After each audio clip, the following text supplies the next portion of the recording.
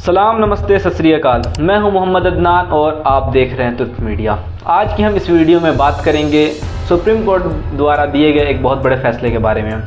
ये फैसला electoral bond के ऊपर आया है। आज हम जानने की कोशिश करेंगे कि ये इलेक्टोरल बॉन्ड है क्या और आखिर सुप्रीम कोर्ट ने इस पर रोक क्यों लगा दी है।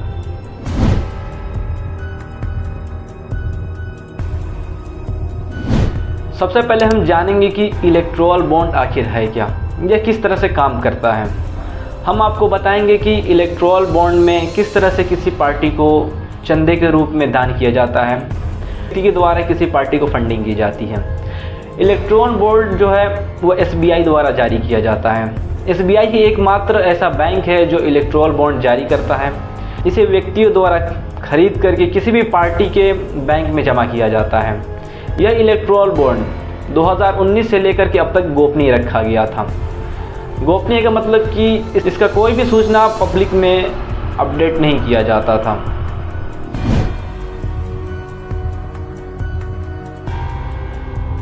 सुप्रीम कोर्ट ने इलेक्टोरल बॉन्ड पर पूरी तरह से पाबंदी लगा दिया है, बैन कर दिया है। सुप्रीम कोर्ट ने इस पर सुनवाई करते हुए कहा कि यह असंवैधानिक है, इस पर रोक लगाना बहुत ही आवश्यक था। CJI चंद्रचूड़ ने फैसला देते हुए कहा कि इलेक्टोरल बॉन्ड काले धन पर रोक लगाने का एकमात्र तरीका नहीं हो सकता है। इसके अलावा भी और सारे कई विकल्प हैं। इलेक्टोरल बॉन्ड द्वारा काले धन पे रोक तो नहीं लगाई जा सकती है, लेकिन इससे काले धन को और बढ़ावा दिया जा सकता है। पहले क्या होता था कि इलेक्टोरल बॉन्ड द्वारा कोई भी कंपनी किसी भी राजनीतिक पार्टी को मनमानी चंदा दे सकती थी, उनके खाते में पैसा जमा कर सकती थी, लेकिन अब से यह नहीं होगा। अब से हर कंपनी, चाहे वो कोई भी कंपनी हो, किसी भी पार्टी को चंदा देती हो, अब उसको अपनी सारी जानकारियां पब्लिक करनी पड़ेंगी। ये सारी जानकारी SBI उन कंपनियों से लेकर के और चुनाव आयोग तक पहुंचाएगी।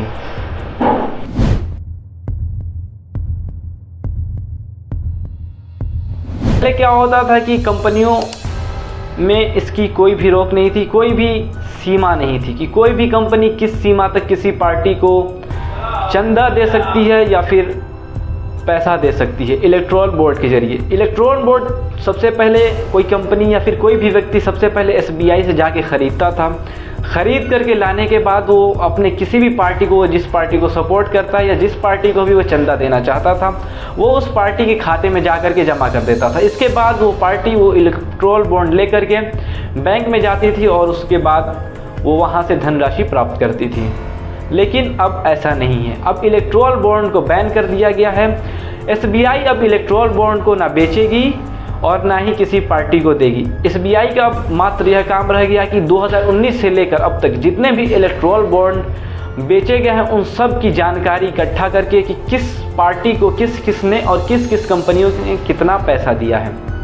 ये भी बोला है कि ये जो अमेंडमेंट करा गया था कि कंपनीज जो हैं कितना भी पैसा पॉलिटिकल पार्टीज को दे सकती हैं। पहले जो रिस्ट्रिक्शन था कि अपना एनुअल प्रॉफिट से 7.5% से ज्यादा नहीं दे सकती, वो भी रद्द कर दिया है कि ये हमारे इलेक्टोरल डेमोक्रेसी के खिलाफ है, क्योंकि ये लेवल प्लेइंग फील्ड को हटाता है और बड़ी बड़ी कंपनियों को इलेक्शन इन्फ्लुएंस करने देता है। मुख्य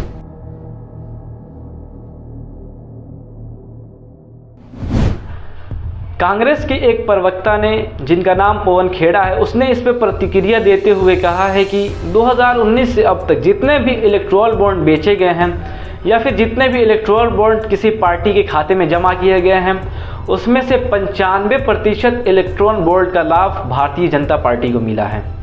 फैसला है उसका हम स्वागत करते हैं और यह भी फिर से दोहराना चाहते हैं कि 95% इलेक्टोरल बॉन्ड्स का लाभ भारतीय जनता पार्टी को मिला है। हम ये मांग करते हैं कि SBI तुरंत ये सारी जानकारी सार्वजनिक पटल पर रखे, उसको पब्लिक करे कि किस कंपनी ने किस पार्टी को कितना पैसा दिया है। हम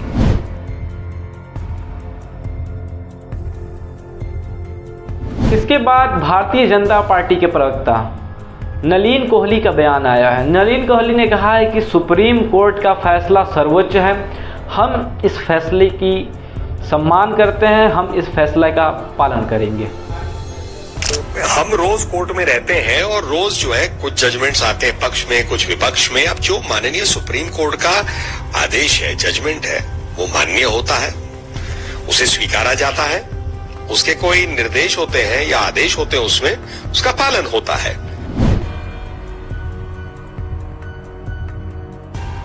आई होप कि मैंने जो भी बातें आप तक पहुंचाई होंगी या जो भी आपको समझाने का प्रयास किया होगा आपको समझने में सफल रहे होंगे। अगर मेरी वीडियोस आपको अच्छी लगती हैं तो आप वीडियोस को लाइक कीजिए, शेयर कीजिए, वीडियो के नीचे कमेंट कीजिए, हमारे चैनल को सब्सक्राइब कीजिए। आप ऐसे ही अपना सपोर्ट हम पे बनाए रखिए, हमारा साथ दीजिए। हम आपकी आवाज़ को दुनिया भर में पहुंचाने का कार्य करेंगे। जय हिंद।